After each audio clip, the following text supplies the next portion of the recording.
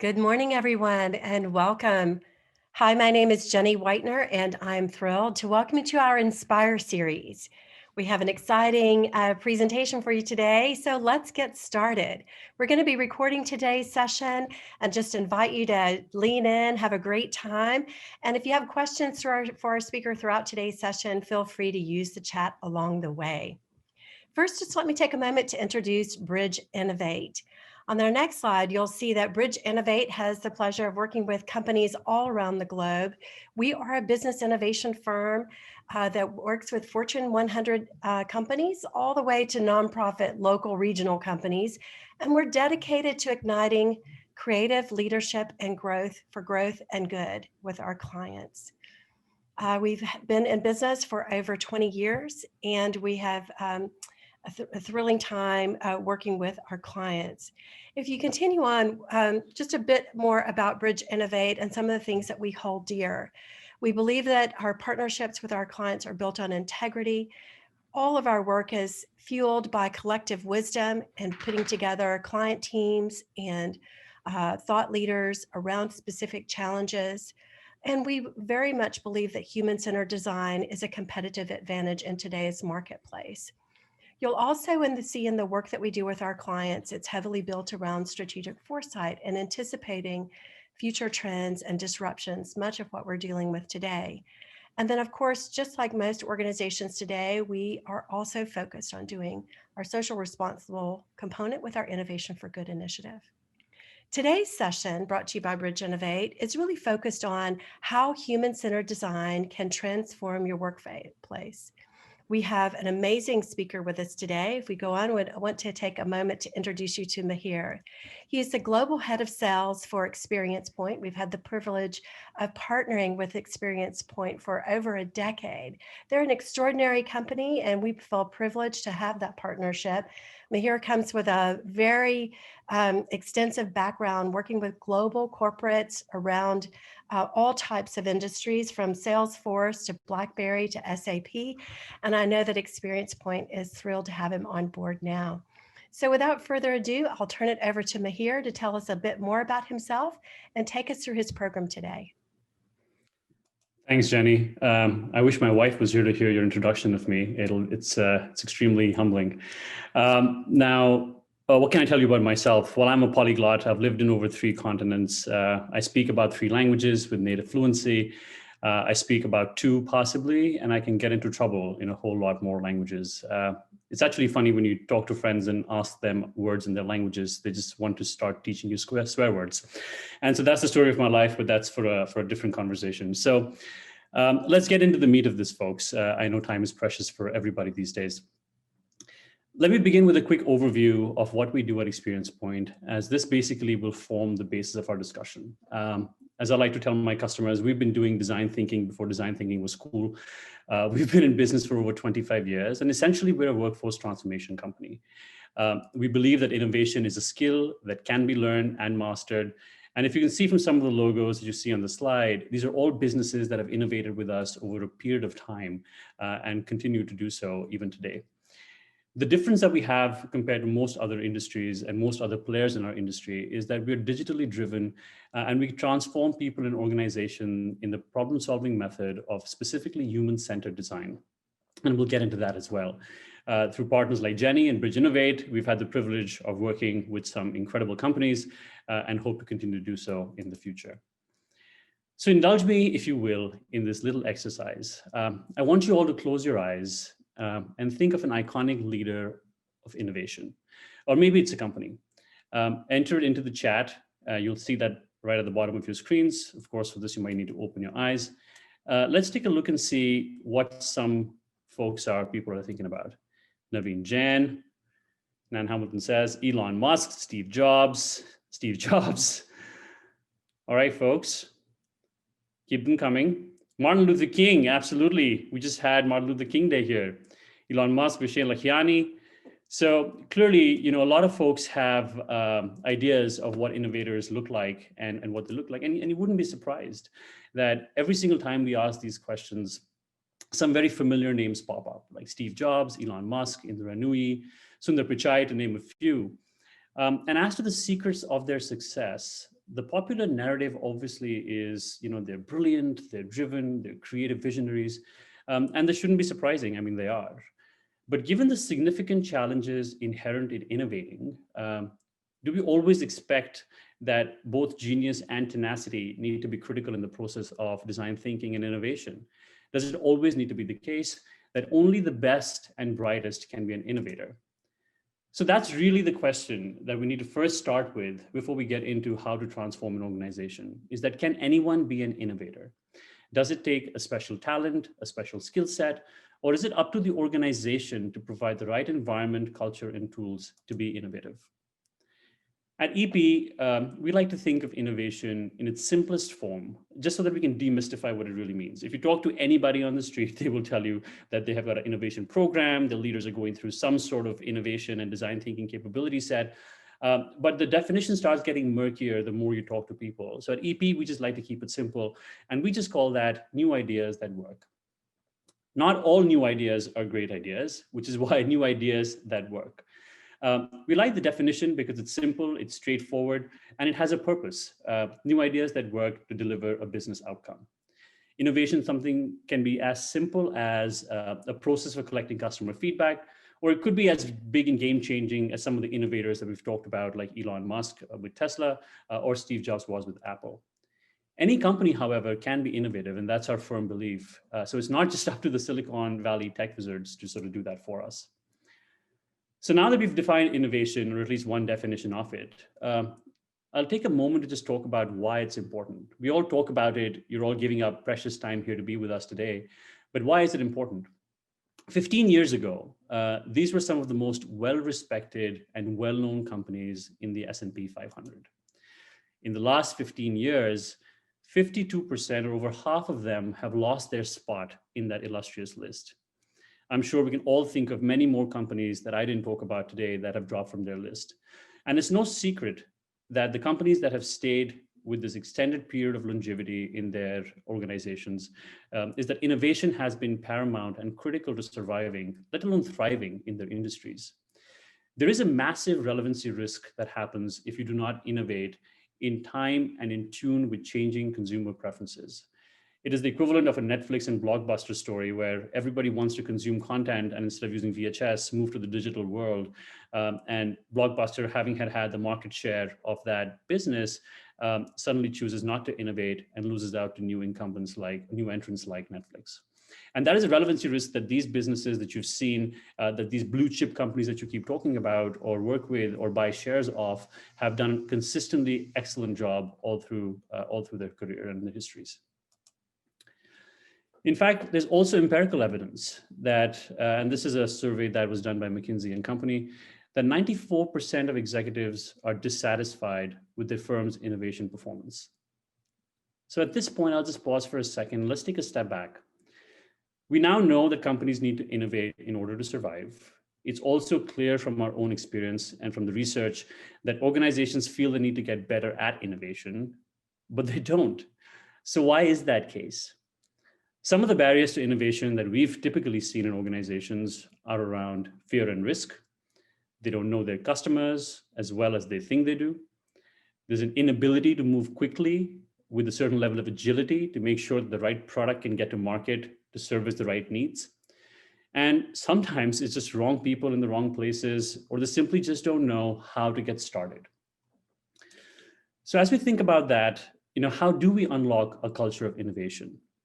And why is that important as we think about driving an organization forward with design in mind? Again, the one point that I will really want to make here, and I want to reiterate before moving forward, is that you don't need to be a Steve Jobs or an Elon Musk. I mean, I'm sure that helps to be an innovator. It's a much more realistic construct than you might have initially thought. And we're going to delve into that very, very shortly. So let's build this out. In our experience, what we've seen is there are essentially two key components. One is obviously skills. The other is the organizational conditions as we see it. Organizations will typically invest in one or the other. So in this case, you see, this would typically be any sort of learning and development program where you put your high potentials through a program, they go in, they learn new skills and techniques that are supposed to drive business outcomes. They come back to their teams and their organizations and they find that the same processes and the same structures are in place. And over a period of weeks and months, and sometimes years, everything new and exciting that they had learned that they wanted to bring back has been stamped out of it. On the other side, you have the conditions piece, which is that an organization will make significant investments in creating the right conditions, but they will forget the workforce or the people portion of that pillar. A simple case comes to mind. About 2 months ago, a CIO of a major bank in the UK called me. We'd done business before, and he said, Mihir, there's a problem. Now, in a world which is pandemic laden, that's a pretty potent statement. So I was like, okay, well, what does that mean? And so he said, well, we've recently undergone a digital transformation, which again is a word that I'm sure a lot of you are familiar with. And we've invested about $15 million in getting this technology in place. And for some strange reason, the user adoption is just not moving. Like if you were me, what would you look at? So I said, well, that's an interesting quandary. Why isn't it moving? Like how is it that you've been managing your stakeholders through this process? And he said, well, we've been sending them email updates on where the program is every single week. And so I just kind of paused there. I said, okay, Joe, I'm not going to tell you his name was Greg, so I'm just going to call him Joe for the story. Okay, Joe, so you tell me you've spent $15 million and 2 years on this digital transformation, and all you've invested in your people are not on skill sets, not on buy-in, not on communication strategies, but emails. And that is not something that is atypical, because everybody feels that if they invest in the right things and they give the right kind of opportunities to their people, that people will automatically stop doing things the way they've always been doing and then move on to the new and shiny stuff. And while we'd like to believe that, that's not always true.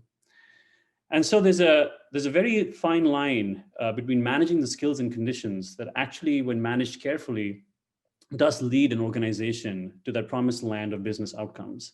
And that is something that we at EP do very, very well, because of the fact that customers have come and told us what it is that they need us to deliver in order to help them get to their overall business outcomes. Employees who have the right skills and mindsets without creating the right conditions will leave frustrated and unmotivated. And similarly, you will start seeing greater turnover, internal power struggles, and then you have the opposite side of the coin, as I mentioned, when you have the conditions but not the skill sets. So at EP, again, we like to keep things simple. We have a simple transformation method, which is essentially you transform your people and you transform your organizations, and then that transforms and creates a culture of innovation. We're going to delve into each of these pieces very shortly. But before we do, I'd like to sort of conduct a quick poll just to get a sense of where everybody on this call sits on that spectrum. So the question essentially you need to answer is, how ready, willing, and able is your organization to take on a culture of innovation? And then based on that, we'll talk about some strategies which you might be thinking about or can leverage. Luke, can we administer the poll at this point?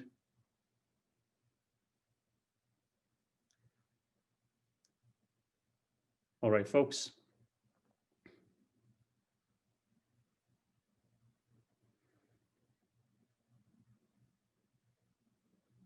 Wow, this is clearly a lead group. All systems a go, but half of you are all set to go. If you're shy, don't want to talk about it, which is fine. Some of you are struggling with the how, too many other priorities. Most people don't care. Yeah, so the good news is you're sitting amongst an elite group of people, out of which half of them know that they are ready to go and know how to do it. So kudos to you and congratulations. For everybody else, here are some other strategies which you might be considering. And so let's move forward in the presentation.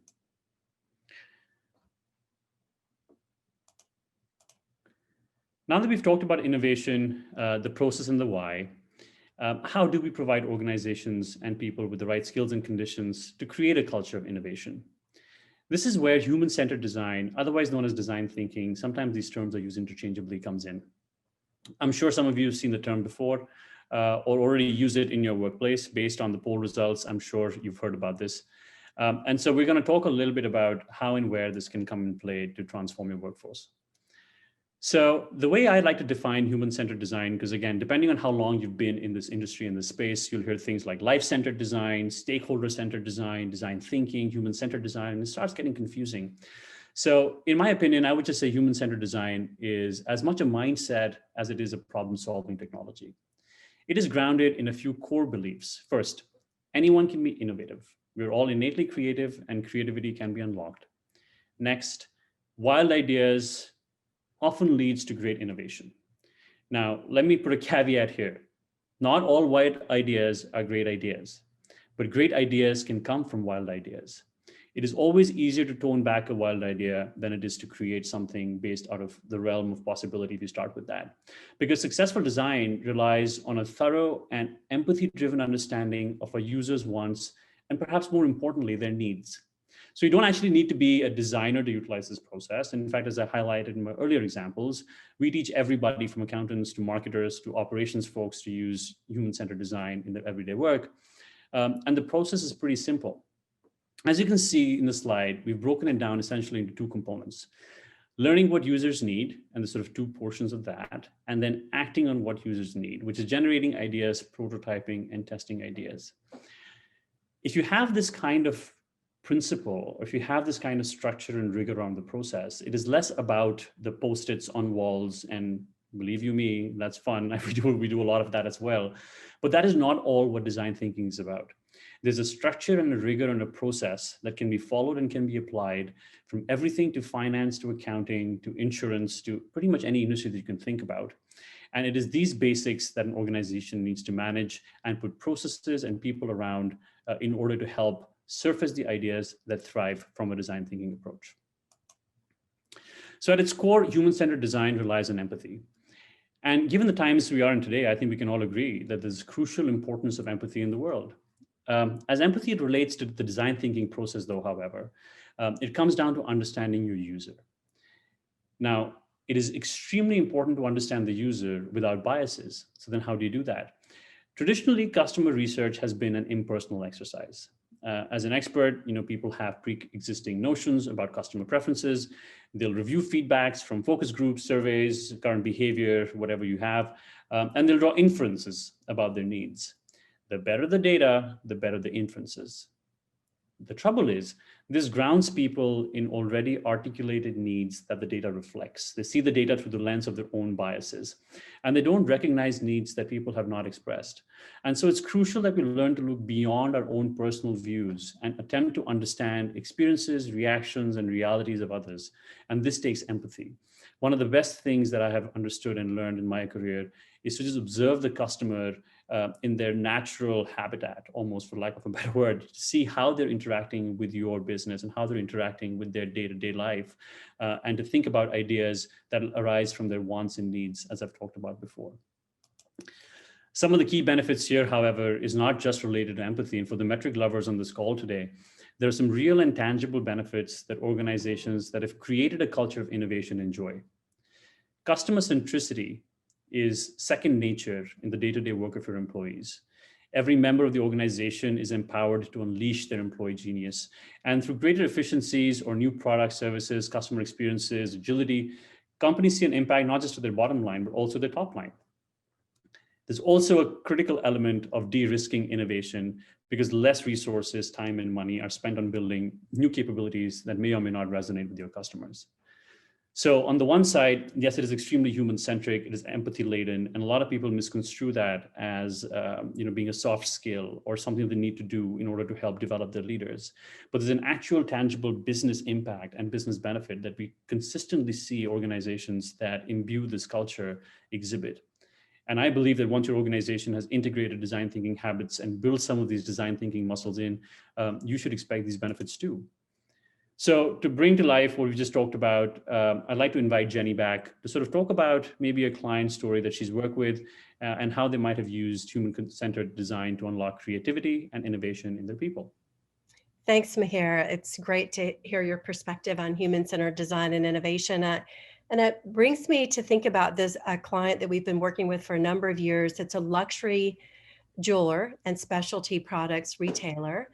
And they had come to us with a challenge around redesigning the luxury customer experience. And much of what you've talked about, Mihir, in terms of the benefits of design thinking, they were challenged with. They were a company that embraced innovation, but they were having a difficulty between the learn component and the act component. How did they fuse it into the work that they were doing every day?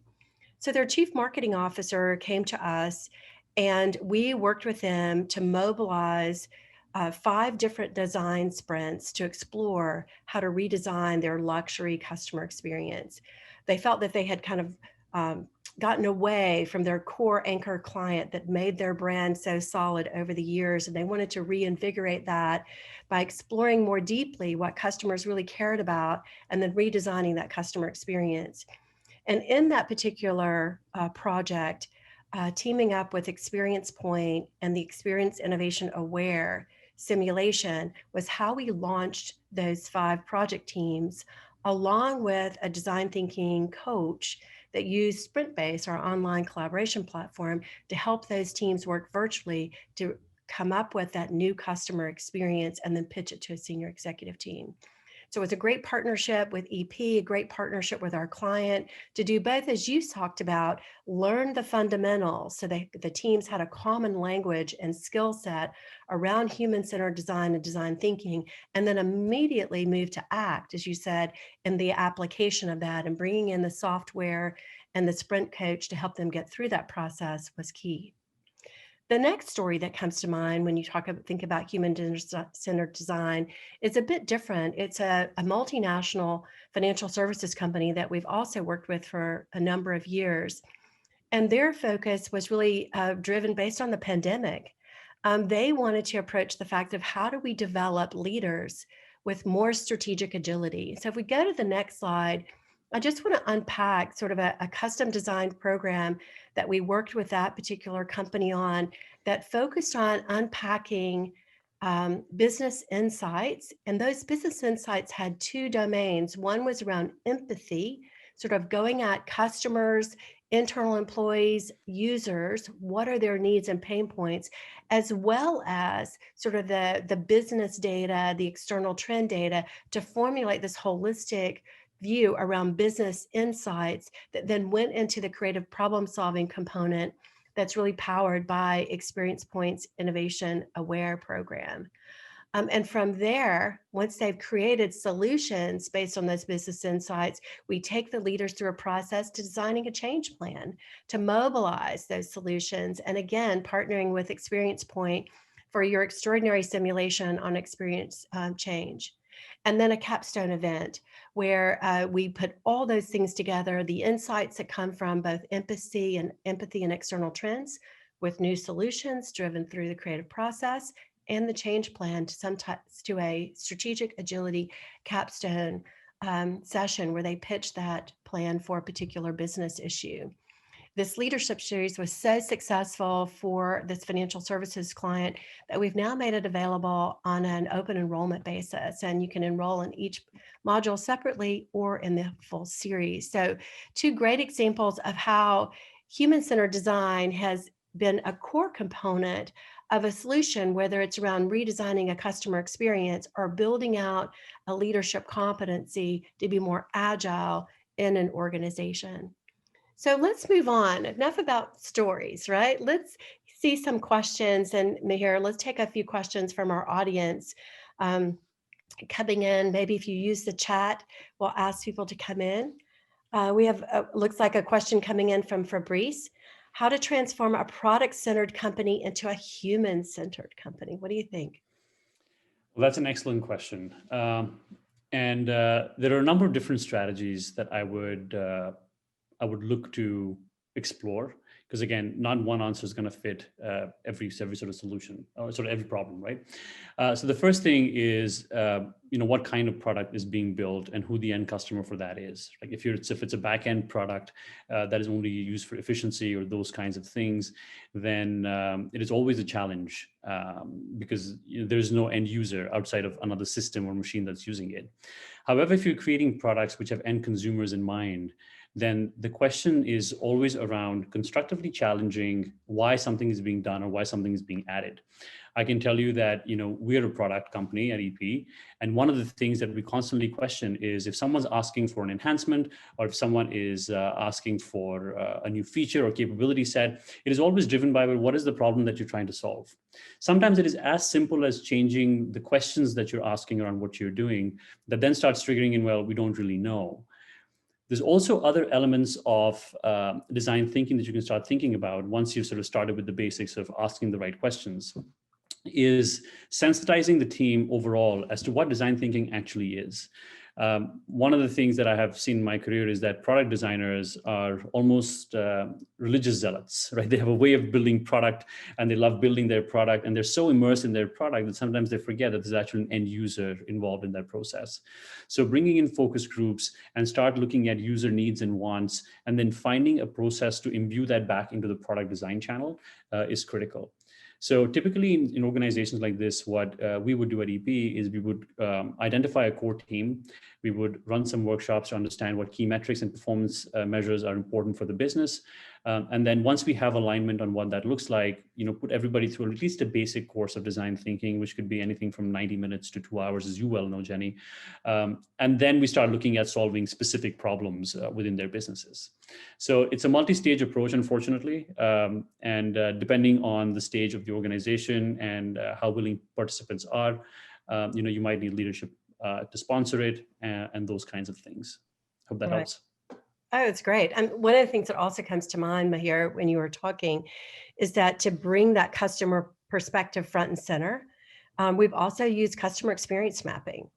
And so those then clearly identifying those needs and pain points to get that team rallied around, then we sort of go beyond the product into the full experience, in addition to the things that you shared. Another question coming in, how long does it take to manage a complete design thinking approach to solve a problem from your perspective? Well, it could be anything from 2 hours to 10 hours, depending on the scope of the problem and what we're trying to do. We have organizations that have worked with us for years because, again, it's a continuous improvement aspect. So it is not a question of, if you have sort of a see a bird, shoot a bird kind of mentality, then fine, you can use design thinking to solve specific problems as well. But when you're looking at a culture of innovation, it's a question of, well, how do you do that on a repeatable basis? And so while the journey to get started might be as little as 2 to 10 hours, depending on the size and scope of the problem, it's a question of, who are the catalysts in the business that you're looking to enable? What kind of problems are you trying to solve for the business? And then how often are you looking to do that? Right. We also find in our work that the research phase is so key. As you said, sometimes you're out observing users or customers, gathering data that way, or you're engaging with them through interviews or sort of observation. So depending on how long that takes, we also see that may stretch a project. Our experience has been somewhere, from 2.5 weeks to 6 months, depending on, what is the level of maturity of the prototype, right? So are we coming out with a full business model canvas that's mobilizing not only the solution, but the business play, or are we just simply looking at early concept prototypes as a deliverable? So some of those things drive timing. Yeah. Here's a fun question. I'm sorry, did you have a follow-on? No, absolutely no. You're good. Yeah. Yeah. So here's a fun question. I know as we're coming up on time. Who has been the most influential innovator in your life, and how have you learned from them, and how has that affected your work and mindset? Honestly, what I've started to realize is everybody innovates in their own special way. Like my 5-year-old daughter, for example, will play with the same piece of Lego 15 different ways because in her mind she's thinking about it in different concepts. But when you think about the professional life, we were just talking about this before the session. I think Roger Martin comes to mind. He might not be the traditional product innovator, but he is the father of integrative thinking. And I've had the privilege of knowing him and studying under him as well during my MBA. And honestly, the way he thinks about cross-functional problem solving has been something that I have learned from and used pretty much all my career, which sort of brought me here full circle. because I don't have a traditional sales leader background. Like, I am an engineer by trade, I'm a strategy consultant by choice, and then somehow I found myself, doing sales. But the thing that has held me in good stead all along is essentially been the cross-functional aspect, which I've learned from Dean Martin. I love him. It's amazing. It's always inspiring. And I would say that, from our perspective, we get completely inspired by our students. One of our give back programs under Innovation for Good is our Bright Spark Student Design Challenges. And you would be amazed at some of the creative ideas that those students bring forward. I know even in Innovation Learn, where we're working on sustainable solutions for Los Verdes. The kids were redesigning how we build houses so that recycling was just like your water pipes coming into your home. Right. It's like, why do we do this? Why is it so important? Absolutely. I know that we've got to respect time, so let's move along and wrap up today's session.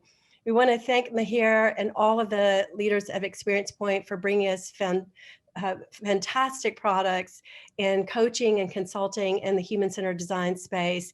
And thank you so much for being here today and sharing some perspective with us. We hope to see you again, and we wish all of you great success at ExperiencePoint. We just appreciate you so much as a partner.